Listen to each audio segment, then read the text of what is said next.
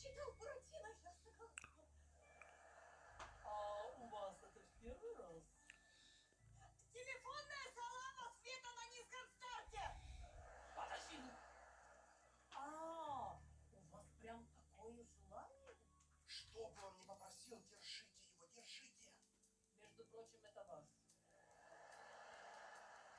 Как меня? Просит мужчин?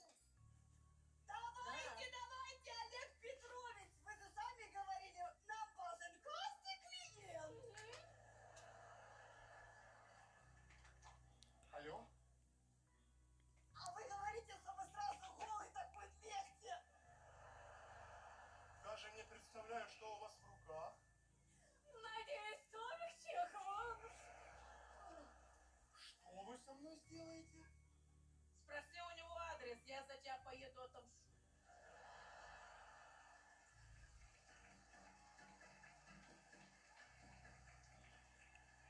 Есть закурить. Вы терзались молодцом. Почти 30 секунд. Долгостой. Так, девчонки, вы все работаете здесь при одном условии. Об этом звонке из налоговой никому. Конечно, Олег Петрович. Работаем, работаем!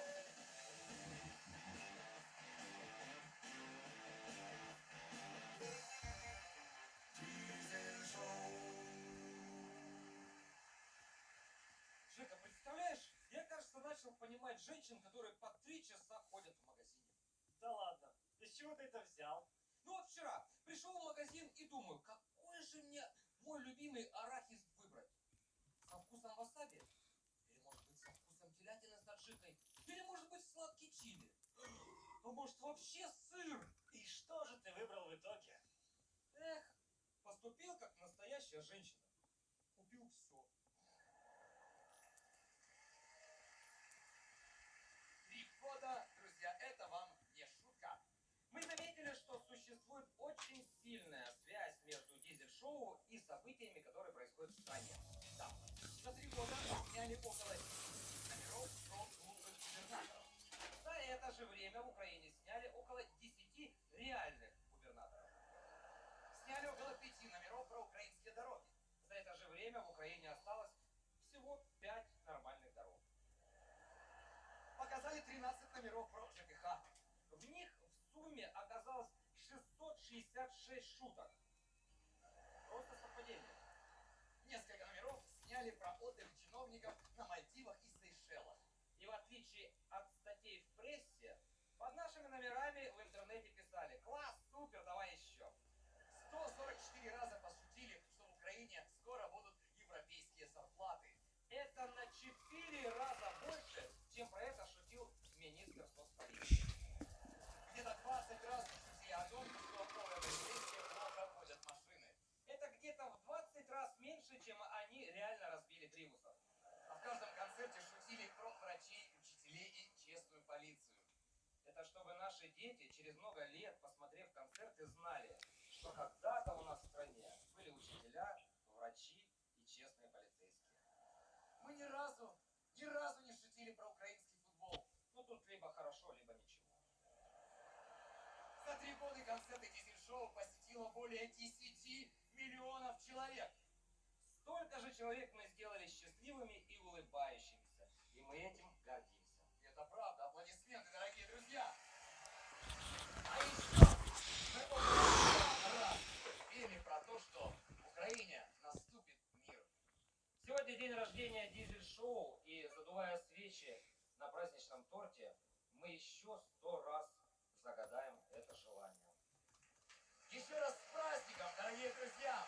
Ну что ж, впереди тот самый сюрприз, о котором мы вам говорили. Вы готовы? Тогда поехали!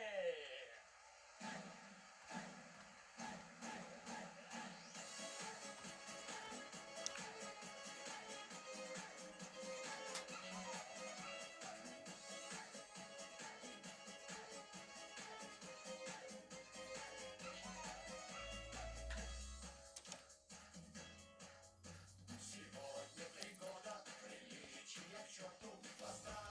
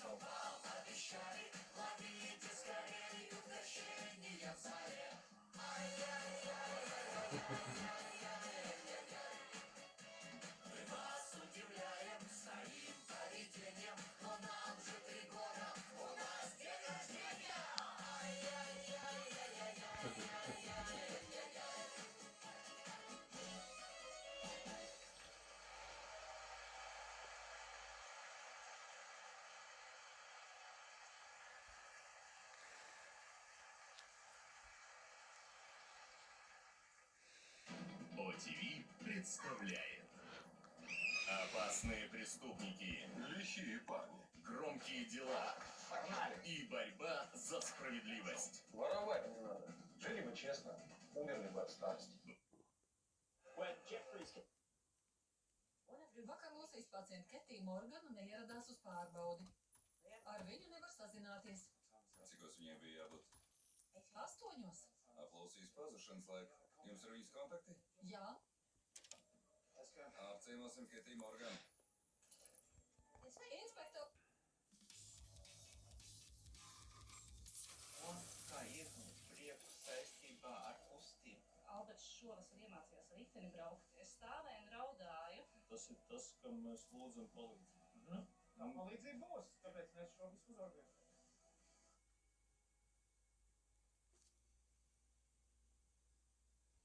Svarīgāko notikumu kopsavilkums nakdziņās.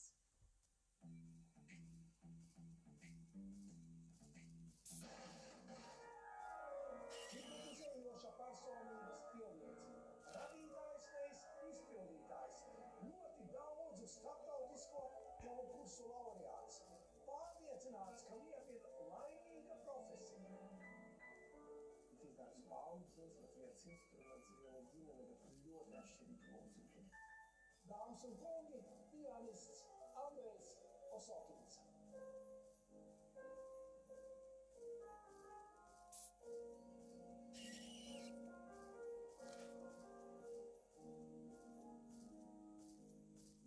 Andrej, esi sveicināts kultūra telpā Folk Foundations. Tu jau esi šeit uzstājies, kā telpā pazīstam tevi. Es šo telpu ļoti labi zinu un ir notikuši brīnišķīgie koncerti, jau vairākie. Šī vieta man ir ārkārtīgi svarīga un mīļa, jo šeit klausītāji sēž ļoti tuvu tev un tu vari viņiem pateikt kaut ko ārkārtīgi sirsnīgi, ārkārtīgi tā emocionāli un visus iegaumēt koncerta laikā un varbūt ar visiem kaut kāda veida sapazīties. Šeit māksla satiekas ar mūziku, cilvēki satiekas ar mākslas radītājiem. Tu vienmēr šajā izstādes zālē ķīpsavā ir izstādes. Mēs ar tevi nu pat apskatījām. Un man ļoti patīk, ka viņas mainās, ka katru reizi es šeit esmu 3, 4, 5 reizes gadā un šeit viss izskatās kā no jauna. Tevi sveic Latvijas televīzija. Tātad varētu teikt no mūziķa mūziķi. Ziemassvētku gaidās, Gunārs Prānis, Gregoriskie dziedājumi, viduslaiku mūzāki.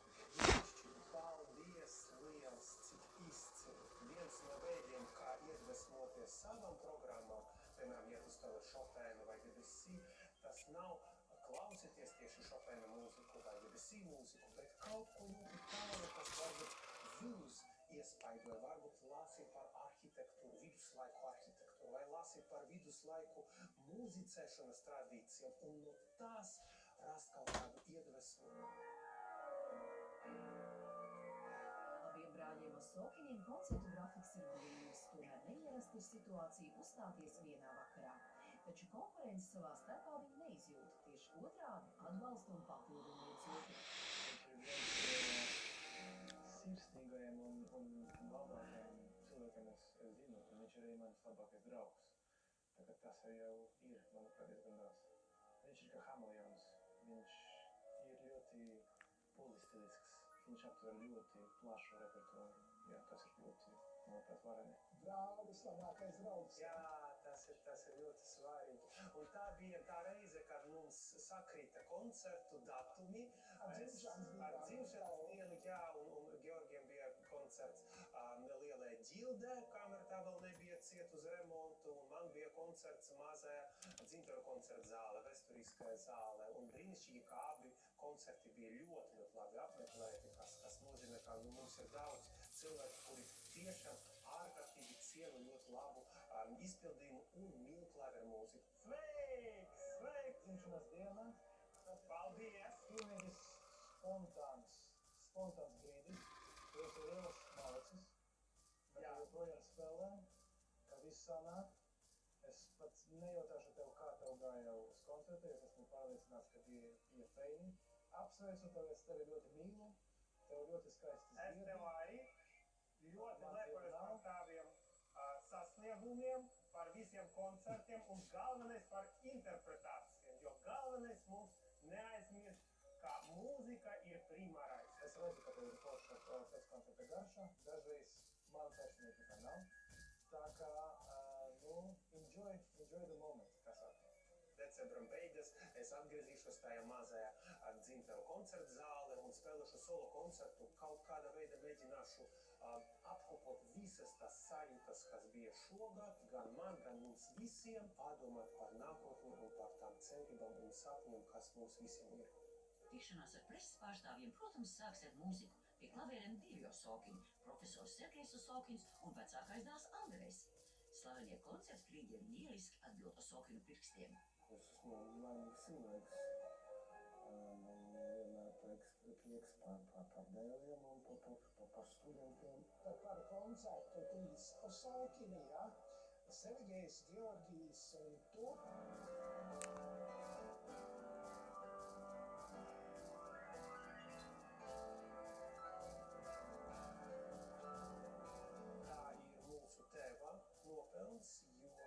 Viņš kā pedagogs mūs abus skoloja ļoti individuāli, jo viņam tāda metode, ka viņš katram savam skolniekam, audzēknim un pēc tam studentam akadēmijai viņš dod iespēju tieši atrast savu balsi mūzikā, savu talantu, attīstīt, nevis vienkārši veidot Sergeja Osokina kopiju. Tāpēc mēs ar brāli esam tik atšķirīgi, kaut gan mēs mācījāmies pie viena pedagoga. Un tāpēc trīs Osokina koncerts ir kā tas trīs koncerti viena, trīs ļoti dažādi mūziķi, vienā vakarā satiekas un notiek kaut kāds brīnums. Morisa Ravela bolero maģiskajos ritmos, kas skan Sergeja Osokina pārlikumā, satiekas visi trīs šie fantastiskie mūziķi.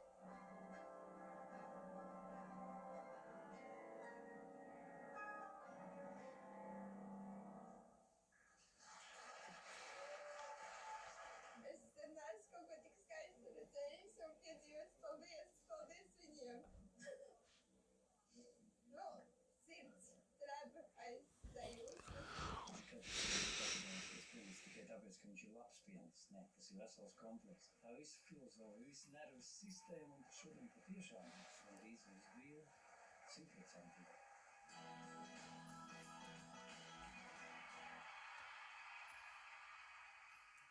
Instruments ir šausmīgi vienkāršs pirmajā stādījumā. Ja jebkurš cilvēks var pēc pusstundas laika nospēlēt kaut kādu melodiju, ja viņš nospēlēs do, tas neatšķirsies nekāda veida no tā, kā vislielākais virtuos. Es nospēlēšu vienu notu, tas skaņas tāpat. 88, tas cipars mums ļoti daudz nozīmē, jo mums ir 88 draugi, katrs ar savu skaņu, savu raksturu, savu pieskarienu un piestienu, bet 88 ir pie tavs.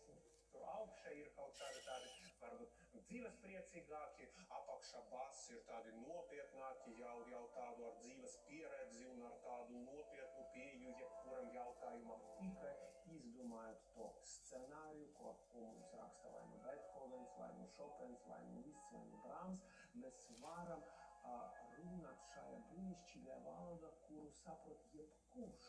Pat cilvēks, kas nerunā ar mani vienā valodā un vispār nezin mani, viņš var ieklausīties tajā skaņas un viņam vai viņai būs kaut kādas savas asociācijas, savu pārdzīvojumu. Es domāju, ka katra skaņdarba ir tās moments, krīzes moments, kad es saprotu, ka kaut kāda tik stulba mūzika, ko viņš tu uzrakstīja? It kā visiem patika, man arī patika tur mēnesi iepriekš, bet tā tik neinteresanti. Un ko var tu izdarīt? Piemēram, ar Beethovenu ļoti bieži, 3 notis uzrakstīja, harmonija nemainās. Kas tur ir? Kā var vispār šodien, kad mums visi tie simfoniskā orķestra skaņas ir jau, un mums liekas pat garlaicīgas? Tiešām ir jāzina katra komponista, ir runa par Beethovenu dzīves stāstu. Katra komponista dzīves stāstu. Man ļoti patika šis, ka tu uzzini daudz par komponistu, tu uzzini daudz par to, kāda dzīves stadija viņš bija. Piemēram, viņam bija kaut kāda krīze, Beethovenam bija tā slavena brīdis, kad viņš jau domāja par to, lai aiziet no šīs dzīves, kad viņš sāk saprast, ka viņš zaudē savu dzirdi, galveno lietu, kas viņam ir vajadzīga, viņam izcilējam komponistam tas bija ārkārtīgi liels tāds pārbaudījums viņa ego, jo viņš domā, ka viņš ir izcilākais komponists pēc Mocarta, bet tagad viņš zauda it kā debesis smejas par viņu un atņem to galveno viņa talantu, ko viņa tagad dara. Un, protams, no tā nāk kaut kādas lielas spriedze, lieli konflikti viņa mūzikā. Un man liekas, ka tas ir ārkārtīgi svarīgi to saprast un tad daudz vieglāk to redzēt, sadzirdēt un interpretēt. Brīnišķīga iespēja ceļot dažādos laikmetos, dažādās kultūrās, satikt izcilus autorus. Un man liekas, ka to vajag izmantot. Tāpēc man svarīgi ir, ka šo skaņdarbu uzrakstīs Bethovens, nevis vienkārši komponists, nezināms komponists, vai Mocarts, vai Debussy. Būtībā, kad es spēlēju Bethovena sonāti, es spēlēju ne tikai šo konkrētu darbu, bet es mēģinu jūs savienot ar šī izcilā komponista dvēseli. Caur notim, kas ir pierakstīts Jā, Pianists Andrejs Usokins solo koncerta tāda Liela izvēlējās kopā ar komponistu Ilonu Breķi, kur pētījis vēstures faktus, un tieši tādā zaļie iet tā kā tāda šlaka cauri. Supervirtuos, kas iekaroja sirdīs, viņš tajā laika bija Jā, varbūt ir vienkāršīgāk, bet... Jā, tas tev nav tik saldi. Ārkārtīgi daudz izdarīja klaveriem, jo paplašināja tās virtuos tāds iespējas. Laikam jāpievēršas arī kādreiz tiem instrumentu tādam orķestrim lieliem, kad es runāju par to, ka katrs taustiņš ir kā būtne ar savu raksturu. Tas ir tā ir lista ideja. Atzīts, ka pianists, bet kā komponistu viņu ļoti tā zemi novērtēja. Un tāpēc tā bija viņa sāpe visu mūžu, un tāpēc ar viņu notika ārkārtīgi interesantas pārvērtības. Kad viņš bija Rīga, viņš vēl bija sava pirmā dzīves posma, kad viņš bija izcilais virtuos. Viņa pat pase bija rakstīts, ka viņš ir ārkārtīgi labi zināma persona. Un tad viņa pase viņa, kad viņš ceļo, lai uzreiz par viņu, saka, kaut kā uzsver viņu ļoti labi. Pēc tam viņš pilnīgi atsakās no publiskiem koncertiem un sāk strādāt pie sava talanta kā komponists. Un tad ļoti gara ceļa viņš kļuva pakāpeniski par ārkārtīgi dziļu, ārkārtīgi poetisku komponistu. Viņš noņēma visus tos ārešķīgumus un tieši sakoncentrēja savā tajā, ko viņš varēja vislabāk rakstīt mīlestību un rakstīt mūziku par Dievu. Ārkārtīgi liels kontrasts. Rodzvaigzne viņš kļuva par katoļu priesteri. Viņš sāk rakstīt mūziku baznīcā, kas man ārkārtīgi viņš sava dzīves pēdējā posma būtībā bija pirmais, kas veidoja meistarklases konceptu pianistiem laboratorija Veimarā, kur viņš aicināja visus jaunus mūziķus, talantīgus atbraukt un viņam paspēt pilnīgi par brīvu. Viņš neņēma naudu. Pat no Latvijas, piemēram, Ludvigs Bērtiņš pie viņam brauca. Un tā viņš izskoloja visu nākamo paudzi. Visi izcilākie 19. gadsimta beigu pianisti kaut vienu reizi viesojas pie Lista un, protams, atstāja ļoti spilgtus iespējas. Es nesen ierakstīju mūzikas albumu ar klaveru skaņdarbiem ar Lista un Šopēna mūziku un salīdzināt to Šopēnu, kurš kā komponists bija atzīts vienreiz, bet kurš bija vienmēr tāds ar savu veselību, viņam bija grūtības un viņš spēlēja ļoti maz, tikai nelielu cilvēku lokā viņam patika spēlēt. Un Lists, kurš bija tāda liela zvaigzne, un uzzināt par viņu draudzību, par to, ka viņš viņu viens otru ārkārtīgi ciena un ārkārtīgi mīlēja, ka bija gadījums, kad Šopens ar Listu spēlēja koncertu, pirmā daļa Šopens, otrā daļa spēlēja Lists, un sabruka pedālis. Un Lists, tas lielais virtuos, tas publikas mīlis, gāja zem klavierē, lai pedalizētu, kamēr Šopens spēlē. Un ļoti smalki, tāpēc, ka tur vajag māksla rādījums, un Šopens otrā daļa gāja un pedalizēja. Tas ir tik interesanti, ka divi cilvēki, kuri varēja būt pilnīgi viens otru nemīloši, jo konkurenti bija tik ārkārtīgi lieli draugi, un Lists veltīja, kad Šopens aizgāja un Cicaulē, viņš veltīja ārkārtīgi sirsnīgu grāmatu savam draugam, un vispār Lists bija cilvēks, kas ļoti daudziem komponistiem izdarīja daudz labu. Viņš respektēja, kad komponists raksta kaut ko izcilu, un viņš uzreiz visiem gribēja par to pastāstīt. Nevis par savu mūziku, bet, piemēram, par Šumaņa mūziku, piemēram, par Vagnera mūziku.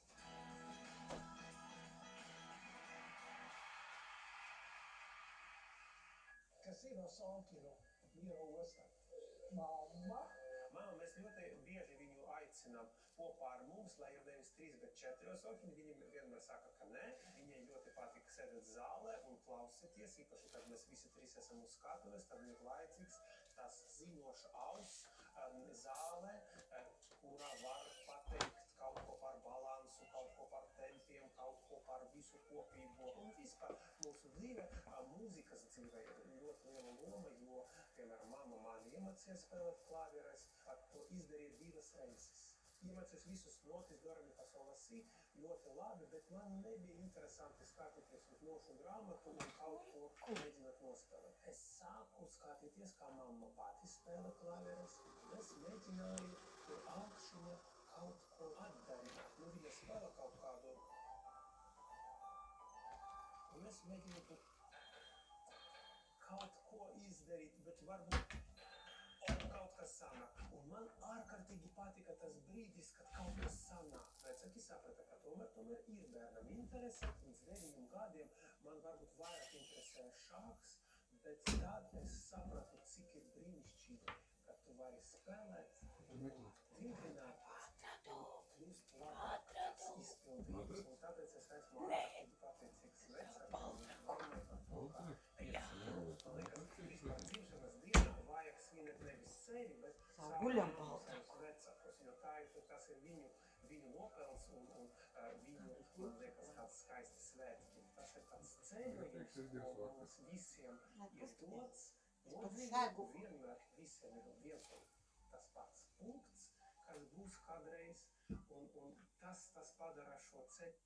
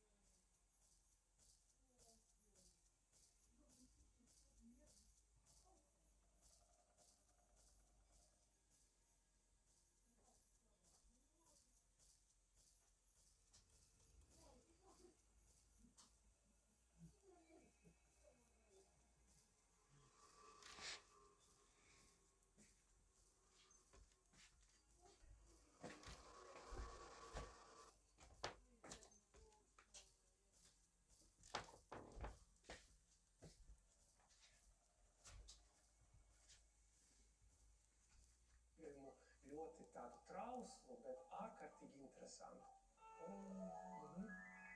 Dārziņu skola. Visi 3 to mācījušies. Tieši tā, gan senās dažādas paudzes. Dažādas paudzes, jā, tas sāka 60. gados, un Georgijs pabeidza šajā gadsimtā jau.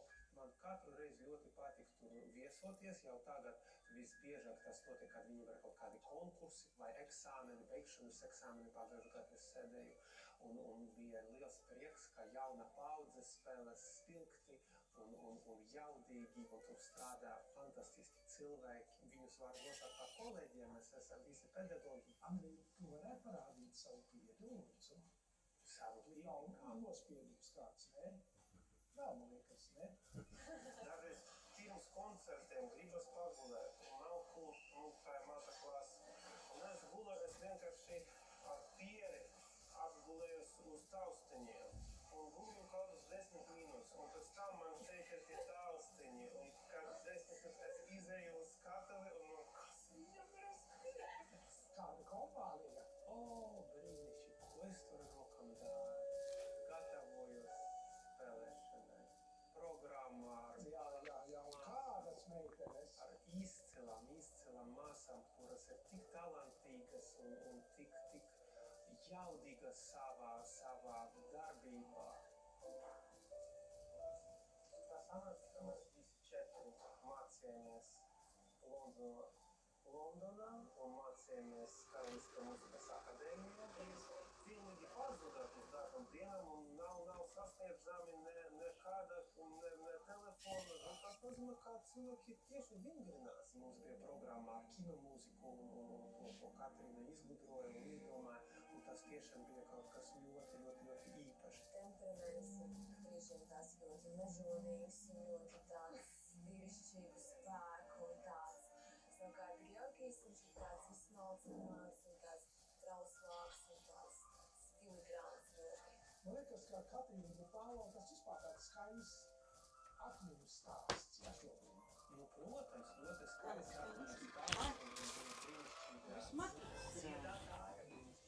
Man izdevās viņu ielināt un uzticēties saviem spēkiem un sākt rādīt mūziku. Nevis tikai spēlēt klaveres, dziedātājas un aktrises talants. Un tad viņa sāk komponēt latviešu populārajā mūzikā. Man bija arī iespēja tā viņu uzdrošināt, jo viņa negribēja rakstīt mūziku. Nu, kā mums visiem no dārziņskolas liekas, ka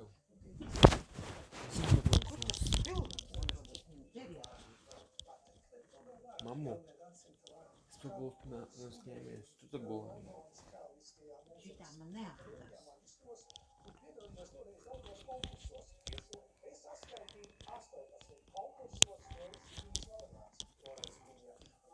Šīta no īstus esmu telefonā.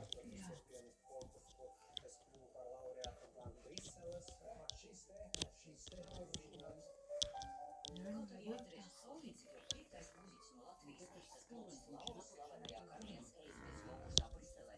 Tomēr viņam bija gods būt pirmajam pianistam no Latvijas, jo pirms tam panākumus guvuši Silonieti.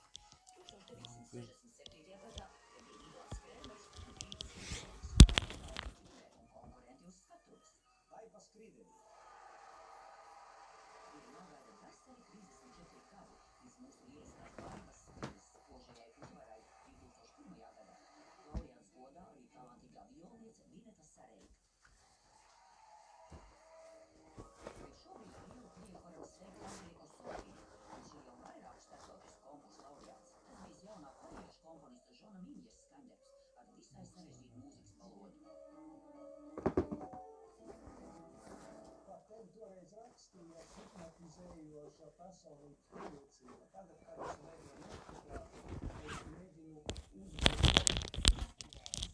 ka tev vajag kaut ko iemācīties ļoti ātri, ka tu kaut kādā vidē klāt, stāvēt kaut ko skaidru, tu vari iet, un iemācīties paņemt spēles. Ļoti sarežģīts process, un kad tu nāk uz skatuves un spēlu skaidrumu, ko tu komponists atcerēja pagājušajā nedēļā, un komponists ir zāle, un viņš ir laimīgs, un cilvēki ir laimīgi, un tieši notika brīnums, un klāti pēc tam skan Beethovena sonāta, un tu saprati, ka arī tai sonātei bija kaut kāds brīdis, kad viņa piedzīma konkursos, jo pēc tam bija gan Londona, gan Dublina, gan tā lielākais konkurss Līdsa, gan arī Parīze Longtibo konkurss, un Telavīva Rubinšteina konkurss Telavīva. Nacionālās operas orķestris ceļojumā Adolfs Kults savulaik galamērķis audzēkņa Romualda Grīnvota mūziku 1963. gadā sacerēto klavieru koncertu. Šī gada filmatskaņotājs bija tolaik jauniņais Raimonds Pauls. Jā, tas kādreiz nospēlēja. Tas ir Roma, tā mēs viņu saucam, ja? Es viņu uzskatu, un droši vien ne tikai es, ka vienu no tādiem modernās mūzikas pionieriem tajā laikā. Bija viens ieraksts, ko spēlēja Raimonds Pauls, un tas tiešām bija ārkārtīgi interesanti klausīties, cik virtuozi viņš spēlēja, beidzot konservatoriju.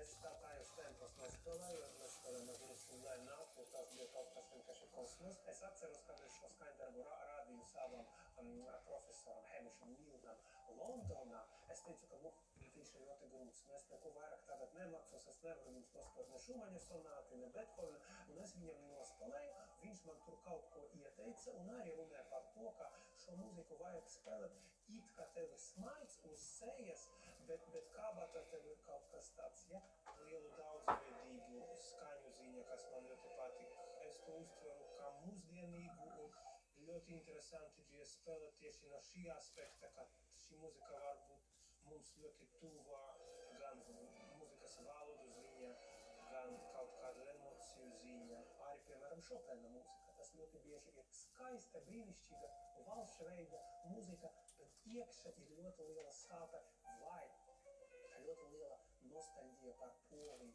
Un tad tur tikai tie poļu klausītāji, toreiz tā ir Parīze, 200 gadus atpakaļ varēja sajust, ka būtībā Šopens raksta nevis tikai par savām emocijām un par tādu mīlestību, varbūt tādu neveiksmīgu mīlestību, bet arī par nostalģiju par savu dzimteni, kur viņš nevar atgriezties. Tevi sveic viens no aktieriem, ar ko esat kopā strādājuši.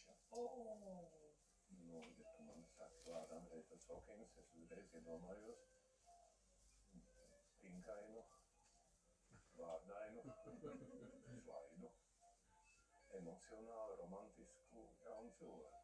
Cilvēks, kurš arī grūtos brīžos, kā saka, neatjūta. Pirms gada mēs iestājāmies Amerikas Savienotās valstīs ar mūsu koncertu programmu Sajūta spēles un pa ceļam citurien, nezinu, uz kurien aizlidoja mūsu čemodāni. Viss, kas mums ir koncertam vajadzīgs. Dienu pirms koncerta mēs bijām palikuši bez drēbēm. Tā vietā, lai apskatītu Ņujorku, mēs dzīvojam Manhetenā, mums ir tāds smalka vieta, viens mākslinieks. Mēs gājam ar Andreju meklēt kaut kur nopirkt bites un krakus. Izrādās, ka Manhetenas centrā nemaz to nav tik viegli izdarīt. Un tur ir daži veikali, tad tie ir tiem, kam Manhetenā ir dzīvo. Manā prātā mans čemodāns apbrauks, izceļojies starp abiem kontinentiem, man liekas, vairākas reizes. Bet Andreja čemodāns un viss, kas vajadzīgs, nav. Un džinsās un čībās jau nespēja uz koncertu. Un tad mums izpalīdzēja saimniecis Skums. Skums, kura mājās bija smokings. Un paldies Dievam, derēji, un tur bija tāds riktīgs, smalks amerikāņu smokings, kur bija tāds klumpačīgas, tās bija kā 2 numuri par lielu. Bet, ja to nezinās, nepateiks, ka Andrejs koncerts spēlē nevis savās drēbēs. Un skanēja labi. Tā kā tas bija ļoti, ļoti smieklīgi, mēs sapratam, ka mēs dzīve viss kaut kādā veidā atrisināsies. Un mēs vienkārši skatīsimies mākslu, kas ir, un arhitektūru, kas ir Manhetenā, kas ir Ņujorkā. Galvenais, ka vienmēr uz skatuves ir izcils sniegums no Gundara, un man ir iedvesma spēle. Gundars turpina? Mēs ar Andreju jau pirms mūsu radošās tādas konkrētas sadarbības tikāmies, un viņš nāca uz teātri, česnē man uz saviem koncertiem, es no Sokiņiem, es dzīvoju biju, jā. Un mēs kaut kā sajūtām, tādas līdzīgas uztveres frekvences labām lietām. Andreja rīkotais brīvības festivāls, un iedarējās tāda maza kameru programmiņa, dzēja ar mūziku, Aināk Neša dzēju, vēl nebija iznākusi grāmatiņa. Man to cilvēku nav dzirdējuši. Un Andrejam ļoti patīk latviešu komponistu klavieru mūzika, sajūtu spēles par sajūtām. Nu, mūzika jau ir sajūta lieta. Tradicionāls ir Sokinu brīvības festivāls, jā, sākās pirms dažiem gadiem, vēl pirms kara, kā mūzika no pilīm, mūžām uz urbāno vidi. Cēlamies festivāla sākšanai bija pandēmija. Bija tāda lieta mūsu dzīve, mūsu visu dzīve. Un pēc pirmās maisēdes mums radas ideja, ka vajag dot iespēju tiem mūziķiem, kuri tagad sēdē bez darba, nospēlēt, vajag aktieriem pateikt savus spilgtākus kaut kādus monologus vai dzēju un veidot tādu festivālu. Jo cilvēki līdz asaram bija aizkustināti un mums stāstīja, ka tas ir pirmais koncerts pēc 3 mēnešiem maisēdes.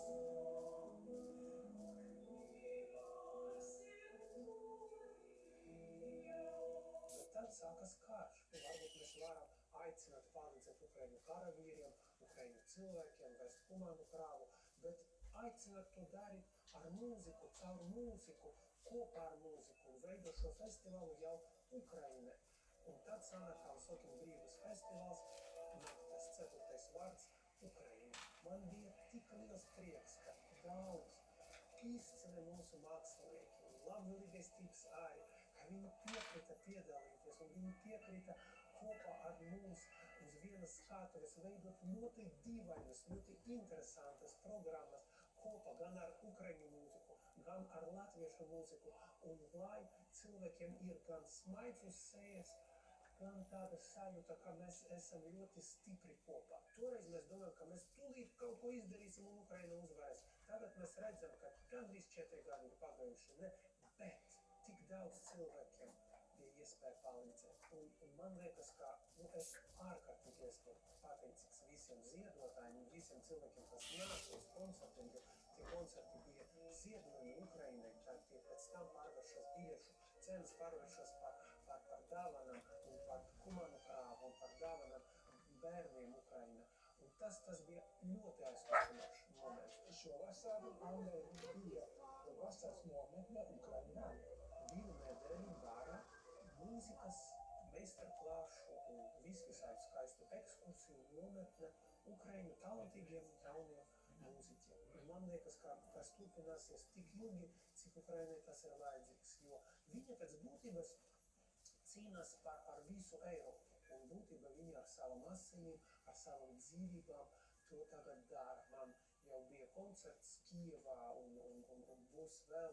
Un tur ir tik brīnišķīgi cilvēki, viņi ir tik pateicīgi par to atbalstu, ko sniedz Latvija un ko sniedz Baltijas valstis un vispār par to lielu lomu, ko mēs tagad spēlējam, kā mēs tagad stāstam par to, cik šausmīga un briesmīga ir Krievijas armijas okupācija, glābt dzīvības, glābt tās bērnības, kuras ir apdraudētas.